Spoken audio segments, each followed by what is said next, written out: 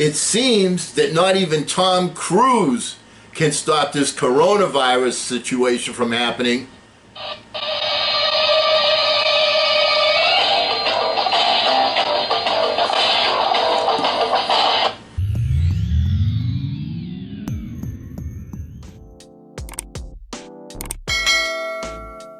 Hello again, everyone. I'm Eli's dad with Project Eli, where we educate, lead, and inspire.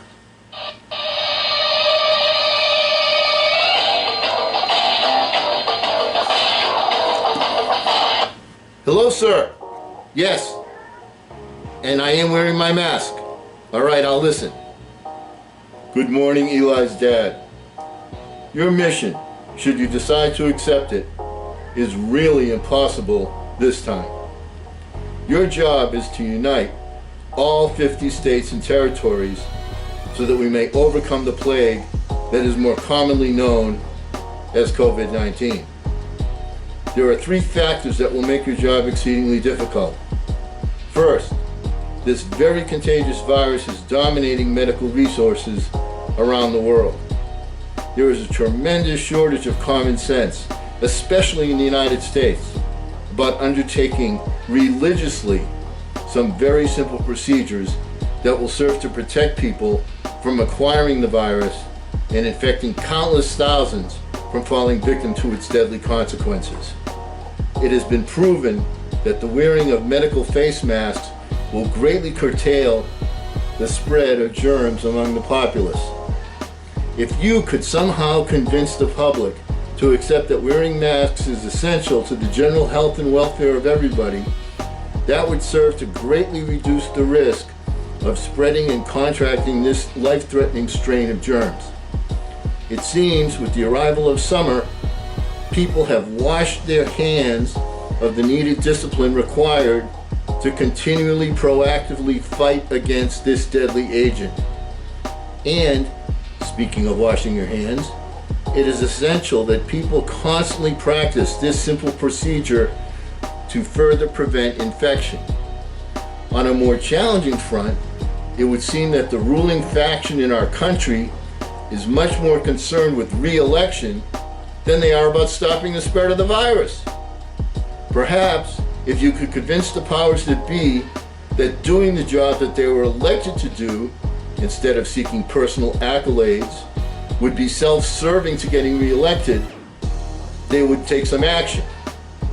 Until there is a vaccine, it is now normal to take these extra precautions, just that it is now normal to take extra precautions before being allowed to board an airplane. When you stop and think about it, this pandemic is actually medical terrorism, isn't it, Eli's dad? While there are growing numbers of people that recognize the selfishness of prioritizing re-election instead of the welfare of the constituents, there is still clearly a very large number of people that will follow this skewed logic even to the peril of their own health. Large numbers of people have met recently to support this philosophy of recklessness. Perhaps if you could somehow convince the leaders of this movement to wear masks and practice social distancing when they are in public, it may serve to convince their dedicated followers to do the same. The name you may assign to this task is Project Lead by Example. The third factor inhibiting positive results is the tacit approval given to this harmful inactivity by many of our elected leaders. Perhaps if they were to all speak up in a resounding, united volume, the vacuum of leadership we are receiving would halt in favor of preserving, protecting, and defending its citizenry. Now, my mother taught me that silence means consent. Fear of reprisal from the White House is a lame excuse, or, worse still, an act of extreme cowardice. While you may attribute the increased number of cases to more testing, you may not attribute the growing number of hospitalizations and fatalities to increased testing. So good luck, Eli's dad.